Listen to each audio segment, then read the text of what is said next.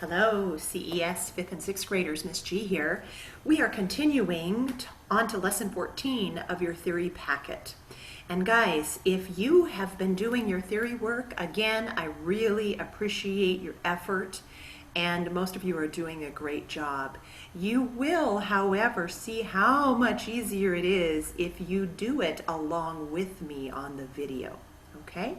So, if you, for the first time, are tuning in, get your theory packet out, turn to lesson 14 in your packet, and I will go through 14 and 15 with you for this week's lessons. Today is May the 4th, and our lesson is due on May 11th. So you have a little time to get this done. If you need to pause it, come back to it.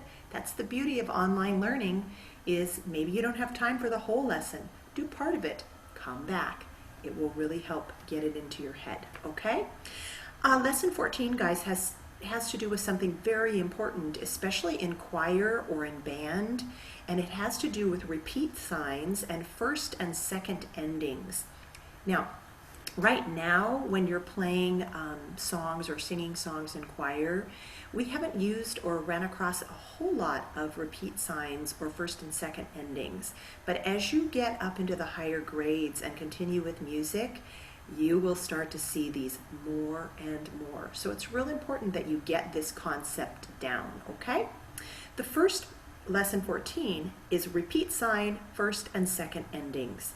It says, 2 dots placed before a double bar, and then it shows you what that is looking like, indicates a repeat sign. Now that's something that I taught you clear back in 1st grade, okay? For some of you 2nd grade. And it says, it means to go back to the beginning and play or sing the music again. Duh, right? So when you see a repeat sign at the end of a line, go back and do it again. All right, that's what basically it means. Repeat signs, however, sometimes appear in pairs within a piece of music. In other words, you might see one and then music in between and then another one, okay? And so you would only repeat the music in between the signs. Let's see if that's what they say. The first repeat sign will then have the 2 dots placed after the double bar. After the double bar. And when this occurs, you return to the first repeat sign at the beginning of the section. So they give you a really good example here, and they show you starting here, you've got your first repeat sign, you get to here, and you jump back to the first repeat sign. When you see the second repeat sign, you jump back. One way I always taught that to my littles is by saying, think of it like bumper cars. You're riding the bumper cars at the fair, those of you who have ever been on a bumper car, and you're driving along and you think you're doing really swell and someone bumps you back to where you started. So think of them like bumper cars, because once you hit one, you have to go back to the one prior to it. If this one wasn't here, it would be like this. You'd go back to the beginning. When there's more than one, you bump back to the one before it, okay? Another way of indicating a repeat sign is with first and second endings. It says play or sing through the first ending to the repeat sign and then go back to the beginning. When you repeat, you skip the first ending and play the second. So let me show you what it means by that. So you're singing along here, and you take this little bracket, says the number 1 inside, that's the first ending. So you keep singing, and then there's a repeat sign. What do? Go back to the beginning, singing away. But when you get to the number 1, you've already sung that. So you jump to number 2 and sing the end. So first and second endings act kind of like a sort of repeat, but they're written for different reasons, okay? And mostly because they're changing it up somehow. A lot of times with repeat signs, they're keeping it the same. With first and second endings, they're doing it this way the first time, repeat from the beginning, and change it up. Did you notice the notes in the second ending are different than the notes in the first ending? When you repeat, usually it's exactly the same. So that's why we use both things in music. Okay, exercise number 1. It says, rewrite the following example using a repeat sign. So they're giving you an example of 7 measures. It's a pretty big example, isn't it? And down below that, they're saying rewrite it. There's only 1, 2, 3, 4 measures. So I'm going to look for my 4 measures. 4 different measures, right? 1, 2, 3, 4. And what happened when I got to this measure? It's exactly the same as it is here, isn't it? It's the same thing as the first 4 measures. So all I need to write in are the first 4 measures with a repeat sign. So I'm going to go ahead and put my repeat sign at the end. Remember, I'm going to use that same double bar that I've already learned how to do. A thick bar at the end, 2 dots around the 3rd line. My pencil isn't very sharp today. Let me see if I can make those 2 dots. And all I'm going to do is write in exactly how that's written in. Only you know what? I get more room because my measures are spread apart more. So when I'm writing my note heads for my first 4 notes, notice these 4 note heads, I spread them out because I have more space in this measure than I did in this one, okay? I'm still going to do my note stems the same direction as the ones above it. So I'm writing measure 1 exactly as it's written here, right below it. Here's measure 2, 2 half notes. I'm going to put in my half notes and I'm going to spread them pretty far apart because remember, I don't need to squish it up. That's kind of a nice thing when you use repeat signs. You don't need to squish them up. So this measure is the same as this one. Here comes my next one. I'm going to measure 3. I've got 2 notes on the 2nd space. And I'm in bass clef, so I've got 2 C's, and I'm writing them in just like these 2. So far I have this measure here, this measure here, this measure here, and this measure is going to go right there. I've got a whole note to put in. And I'm just putting in my 1 whole note right in the middle, actually kind of toward the beginning of the measure, because if I see it in the middle, I might not think of it as a whole note. So I'm going to see it kind of toward the beginning of the measure, just like that. Now I have written it. I've got my repeat sign. It means exactly what it did up here, but it was so much easier to read. I didn't have to squish it up, right? On number 2, I'm going to put 2 sets of repeat signs. It says rewrite the following example using a pair of repeat signs. A pair means 2, okay? So I'm going to write 2 repeat signs. So I'm looking at the example and I'm looking for things that repeat. And so already I can see measure 1 repeats. So I'm only going to write it once and then I'm going to put a repeat sign. So I'm going to put in my first note, treble clef C, E, G, and on my very first measure I'm going to put in that handy dandy repeat sign, and it's going to help me. I think I better move my notes over a little bit. My repeat sign, I always put your repeat sign in first, okay? Because if you put your repeat sign in first, you'll have enough room for everything else, all right? Just a little note to self because I kind of squished mine up the first time. I didn't want to squish it up, so I moved it over a little bit. So all I did was make exactly this measure with a repeat sign. I know it means to go back and do it again. So I've got these 2 measures done. Now I'm looking at the next section and I'm going, okay, that's different, different, different, different, different, different. And when I get to here, do you notice anything from here to here and from here to here? So I'm going to kind of bracket those so you can see where I mean. From here to here and from here to here. So I kind of made 2 different sections, or 2 sections, and both of them are the same.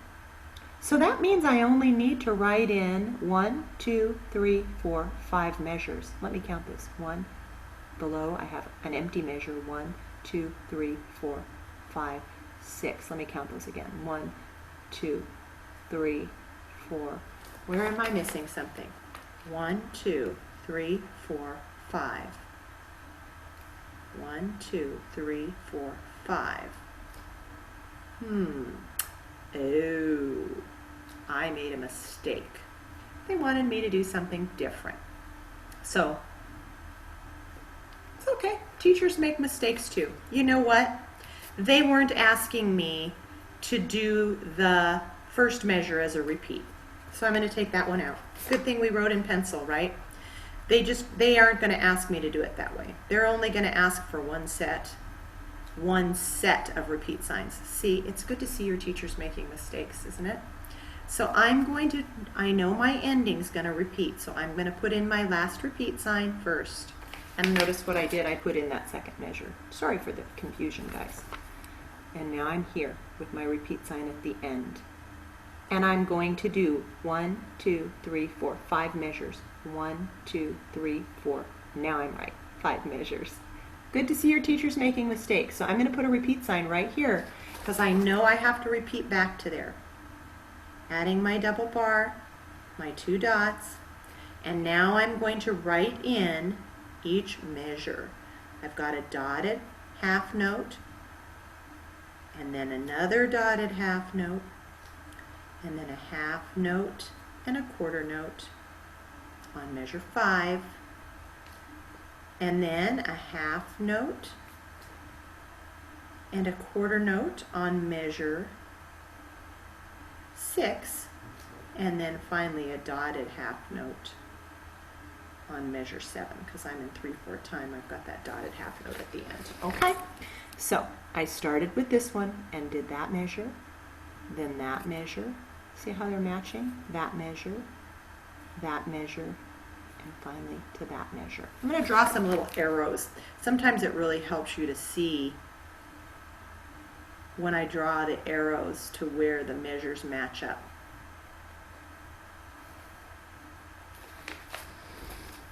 See? Now these are exactly the same. They're going to repeat. So my bad, they didn't want us to repeat the first 2. Okay, teachers make mistakes. All right, I'm going to go to number 3. It says rewrite the following example using first and second endings. I better look at this and pay attention. They're showing me at the beginning, and I'm already going to start comparing. I'm going to say this measure is the same as this one. This one is the same as this one.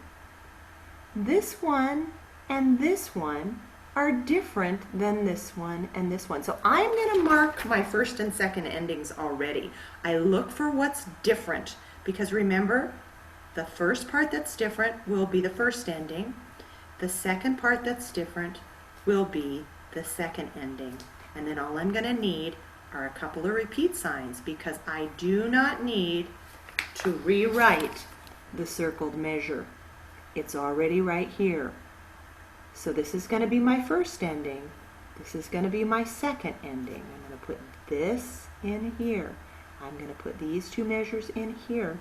And I'm going to put these 2 measures right underneath them with a repeat sign. Let's see if it works out for me. Because I know they have to be repeated 2 times. Those 2 measures are exactly the same. So I'm writing them in. And I'm doing this right along with you. I hope you've got your pencil out. I hope you're working. Don't try and do this after I'm done. Do it with me now. Get your pencil. And we'll do it together. And then that way we're going to get it all correct and Miss G is going to be so proud of you. Okay?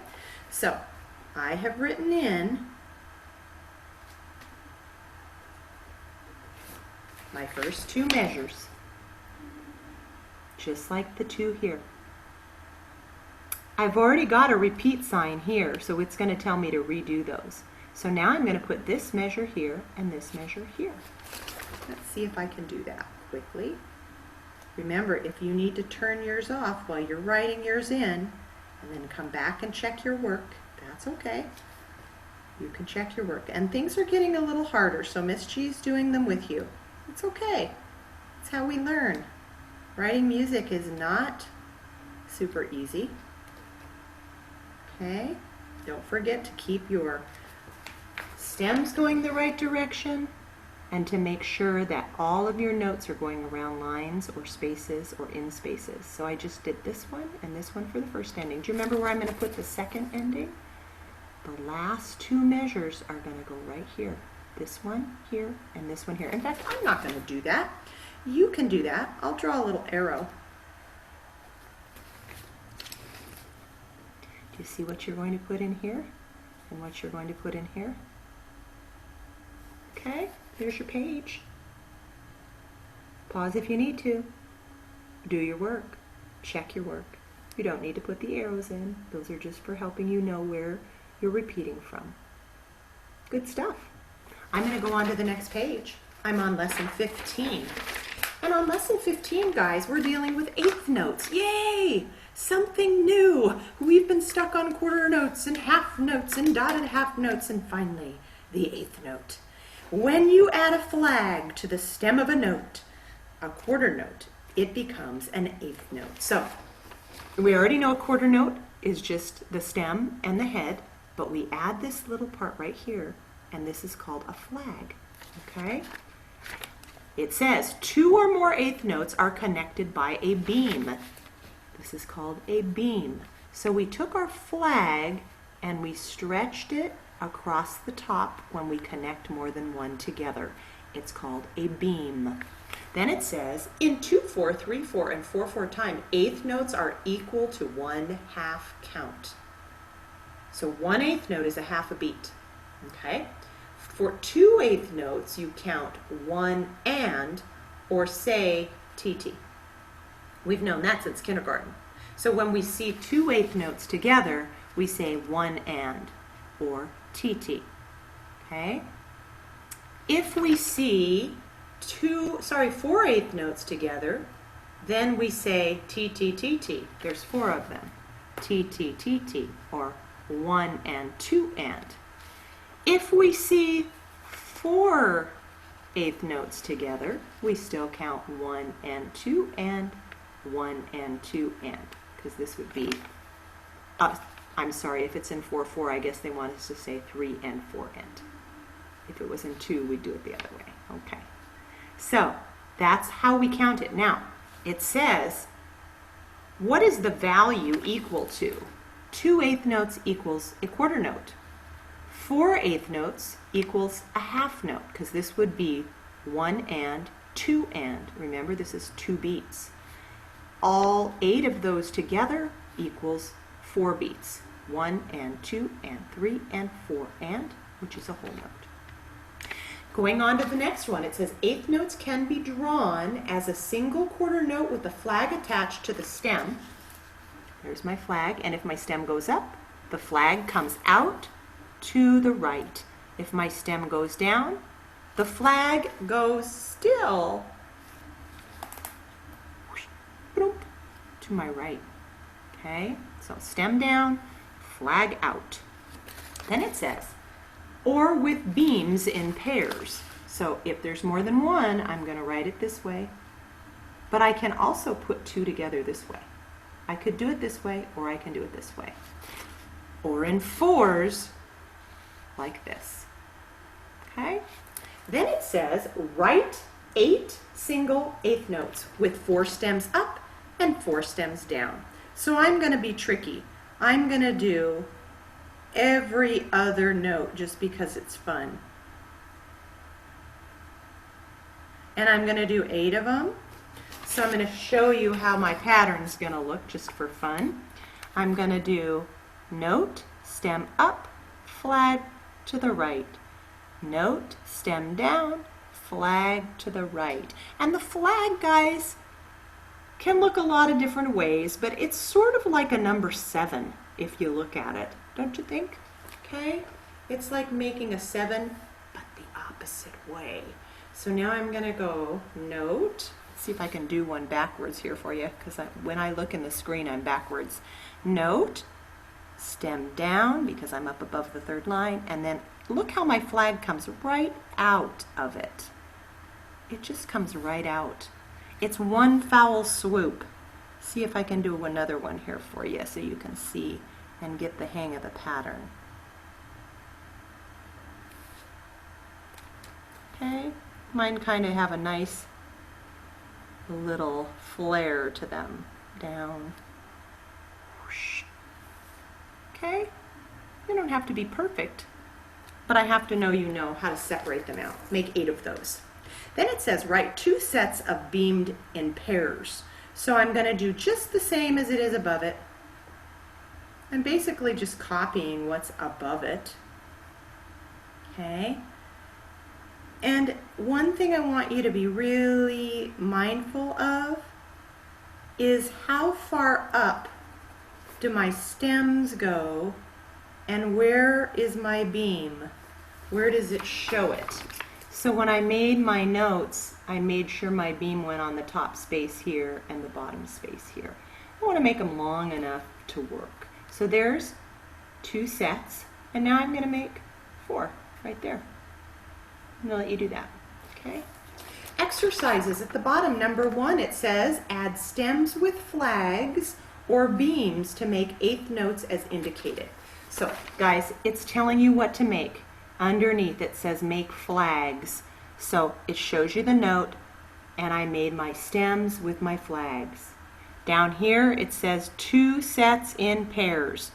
Remember what those look like, 2 sets in pairs. So I'm going to do just making my stems and my beams. Remember what the beams look like. Did you notice I made one kind of go a little, whoopsies, pencil down. I made one kind of go a little sideways here because it's a little lower, so sometimes they slant a little bit. Okay, how about this one again? Looks like it says flags. So I'm going to go down, stem, flag, and then I've got a B. I could go down or I could go up. I'm going to go down again, just because I want to keep going down on that one.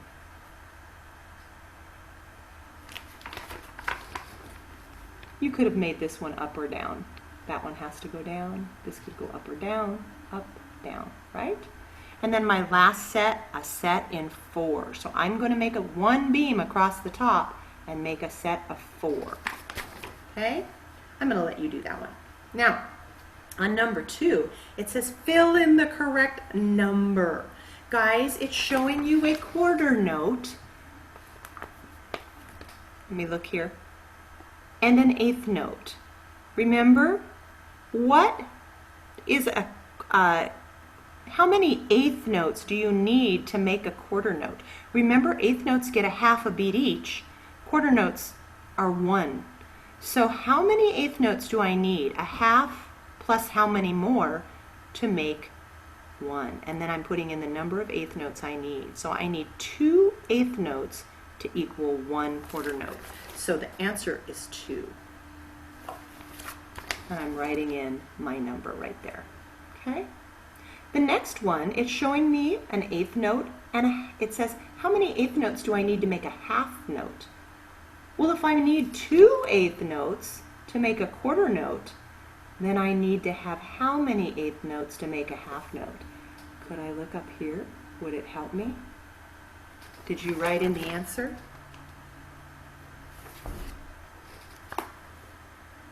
I hope you did. It should say 4. Okay? The next one's kind of tricky. All right? I've got a dotted half note. And dotted half note, remember, gets 3 beats.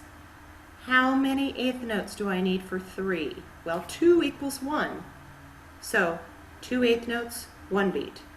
2 more 8th notes, 2 beats.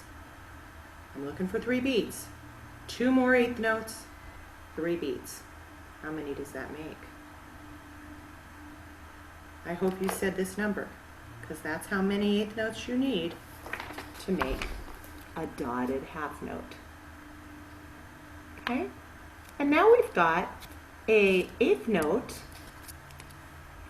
and it's asking, how many do we need for a whole note? Okay, well, a whole note gets 4. 2 8th notes equals 1. 2, 3, 4. Remember, 2 at a time. That's 1 beat. That's 2 beats. That's 3 beats. That's 4 beats. How many eighth notes do I need to make a whole note? Did you say? I hope so. How about number 3, guys? It says write one note equal to the value of the notes preceding it. So at letter A, it's showing a half note and 2 eighth notes. A half note and 2 eighth notes. How many beats is that? 2 beats plus a half and a half. 2 and a half. And so what note do we know that gets 3 beats? Because it equals 3. So we write in the note that is equal to 3 beats. Okay? The next one shows a half note plus 4 eighth notes. So we have 2 beats, 3 beats, 4 beats. What note equals 4 beats? We can only write one, and I know and you know that the note that gets 4 is a whole note. Now I have 2 eighth notes and a quarter note. 1 beat, 2 beats. 2 eighth notes and a quarter note. 1 beat, 2 beats. What kind of a note gets 2? You and I both know the note that gets 2. And if you look up here, it might help you, right? There's the note that gets 2. There's the note that gets 1. There's the note that gets 4. Which one did I put in? 2 beat, half note. Letter D is a quarter note and a half note together. A quarter note gets 1, a half note gets 2, and I'm writing in the kind of note that gets 3. Now we did this one already, but we did it with eighth notes instead of a quarter note. Do you remember which one gets 3?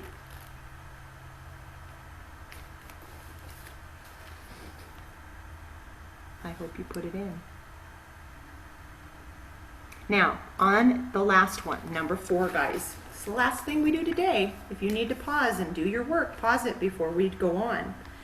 Complete the measures below using beamed eighth notes. Remember, if they're beamed, they have the line across the top in sets of 2 or 4. I'm looking at my count now, and down here it says 1 and 2 and 3 and 4 and. Well, my 1 and 2 and is already taken up by this.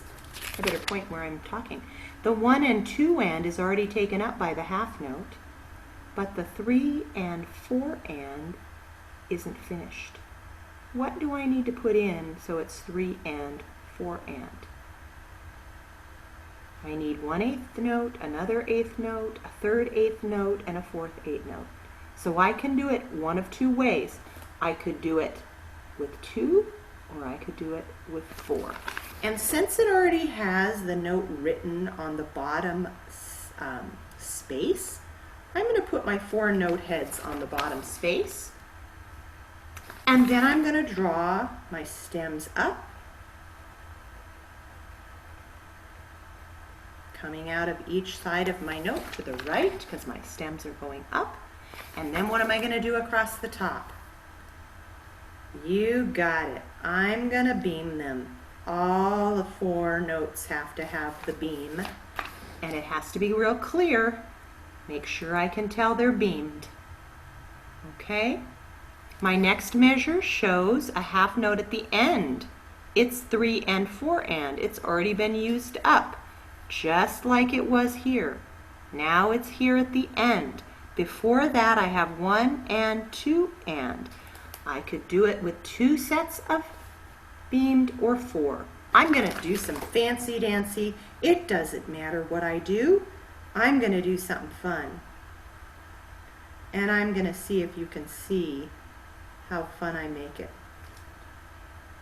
I've decided my 4 notes are going to go up the musical scale. Do you see them? Now I'm going to beam them. And because they are going up and some of the stems go down because they're going beyond the 3rd line, I'm going to decide that some of them are going up and some of them are going down. So I'm going to make some fancy music. Okay, 1 and 2 and 3 and 4 and. Isn't that fun? See if you can do that one. Remember, stems up because it's below the third line, stems down, third line. So this is where I would have to separate them out. If I wanted to just be boring, I could have put them all in the same place and put the stems either up or down. I could have beamed them in a set of 4. Whatever you need to do to make it work. In the next measure, I've got 1, 2, and now I need 3 and 4 and. Okay, so I can do again. I could be boring, or I could be interesting. And I think on this one, I'm going to still connect them with all down stems because I'm going to make my notes be high. And now I'm going to bring my stems down. And a couple of them are just a little different. So let's see if you can see what happens when they're heading down, what we can do to our beams. Isn't that fun? It's showing me the direction the notes are going. That's how clever we get when we're writing music. We can make it look like they're going up or down. It helps, especially when we're playing music fast, like on the piano or a guitar or another instrument like my recorder, so that I can tell which direction that I'm going. And I can quickly see even here that these are going up and then these are going higher, okay, because of the stems down. Good. They're going to try and trick us here with some rests. We've got 1 and, because this is a quarter rest, that 1 and is used up. Now we need 2 and. We've got 3 and we need 4 and. Sounds to me like we're going to have to separate in sets of 2. 1 and I'm on 2 and then I'm going to do not 3 and because the rest is 3 and I'm going to do 4 and I'm going to do 1 set with stems up and 1 set with stems down, and I'm going to beam them. I almost said beam them. I'm going to beam them. I did 1 up and 1 down. You can do it the opposite way. You don't have to do it like Miss G did it. Just make sure you're counting 1 and 2 and 3 and 4 and you're going to do the last measure without me. We have a half rest. 1 and 2 and are used up, and we've got beat 3 and all we need is 4 and. So let me say that again. Half rest took up 1 and 2 and. We've got beat 3 and all we need is 4 and. We only need 1 set of 2/8 notes. Do it yourself, people. All right. I miss you. Okay? It's kind of weird talking to a computer, but you know when I'm talking to you, I can actually see your faces. I'm connecting somehow, just knowing that so many of you have been working and getting your work turned in. Riley Joe, way to go. You're getting your work in. Keenan, man oh man, you are just awesome at getting your work in. Camden, Nigel, okay? So many of you are just getting it done, okay? So shout out to everybody who's getting their work done. If I didn't mention you, I know who you are. I'm super proud of you, okay? Keep it coming. Don't forget to practice your songs. Did you notice that I put Charlottetown in there for you? Did you notice that Hawaiian roller coaster ride is on Google Classroom now? Practice. Get your music out. Sing along. Have some fun, okay? I'm going to be adding some fun things for you next week, including, I hope, a karaoke challenge, which I think will be a lot of fun for you, okay? Be ready for that. Have a wonderful week, and I'll see you next week, if not before. All right.